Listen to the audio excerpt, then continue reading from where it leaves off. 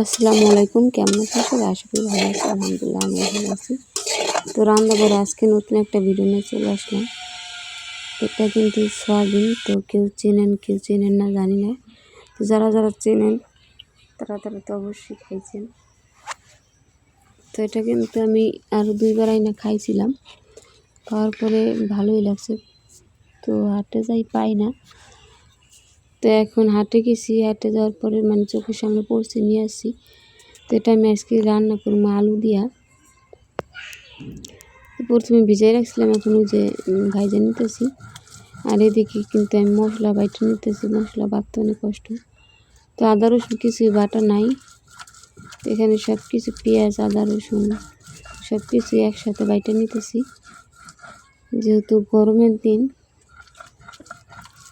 বাটতে কিন্তু অনেক বেশি কষ্ট হইতেছে আমার। তো এখন টাটকাটা দিয়ে রান্না একটু মজা লাগে বেশি, এই জন্য করে নিতেছি, বাইটে নিতেছি সব।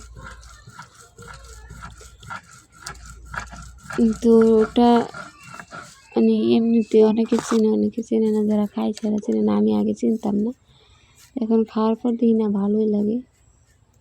তো এতে নাকি অনেক পুষ্টি। তো আদা রসুন বাটা শেষ, এখন আমি কিছু জিরা বাইটা নিতেছি। এখানে জিরা কাটা কিন্তু একদম পাই গেছে, বোতলের মধ্যে ছিল।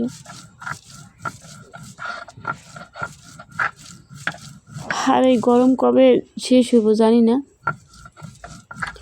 প্রচুর গরম, প্রচুর। কদিন ধরে বৃষ্টিও আসে না, গরম। এদিকে কিন্তু আমি ভাতটা আজকে তাড়াতাড়ি রান্না হয়েছে, কারণ চুলায় জাল জ্বললে তাড়াতাড়ি রান্না করা হয়েছে। আর যদি জাল প্যান করে জলে রান্না করা কিন্তু হয় না।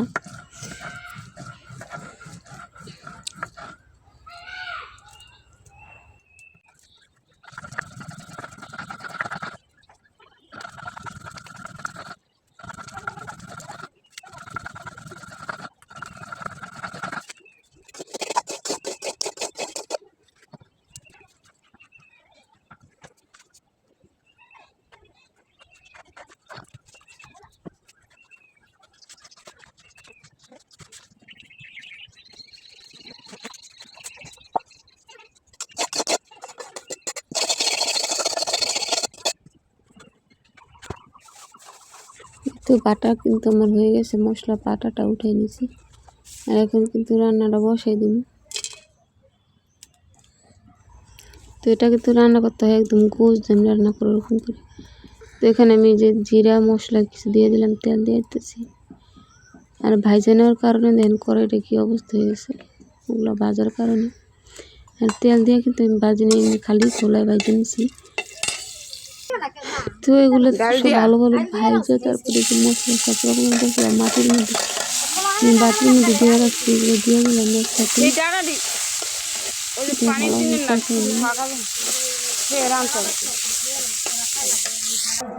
আরেকবার কিন্তু আনছিলাম আমি, ভালো লাগছে কেমন যেন। এবার দোকানদারে বলে আসলাম যে ভালো লাগে, উনি বললো ভালো লাগে। গরম পানিটা ধুইলে তারপর ভালো লাগবে না। তো গরম পানি তো আগের বার ধুয়েছিলাম, তো এবার একটু দেখি ধুইলাম, দেখি এবার কী অবস্থা। দেখতে কিন্তু অনেক সুন্দর লাগতেছে। তো এই তো ভালোভাবে আমি কষিয়ে নিতেছি এটা। অনেকে এগুলো খায়, অনেকে আবার চেনে না। কষানো কিন্তু হয়ে গেছে, এখন আমি একটু ঝোল দিয়ে নিতেছিলাম। একদম শুকনো তো খাওয়া যায় না, একটু ভিজা টাইপের করলাম। সবাই আবার ঝোল পছন্দ করে। তো আজকে কিন্তু মেয়েটা রান্না করবো, আর এই যে আমার রান্না করা হয়েছে, এটা ধনিয়া পাতা ভর্তা করছি। তো সবাই ভালো থাকবেন, সুস্থ থাকবেন। ভিডিও ভালো লাগলে লাইক শেয়ার করেন।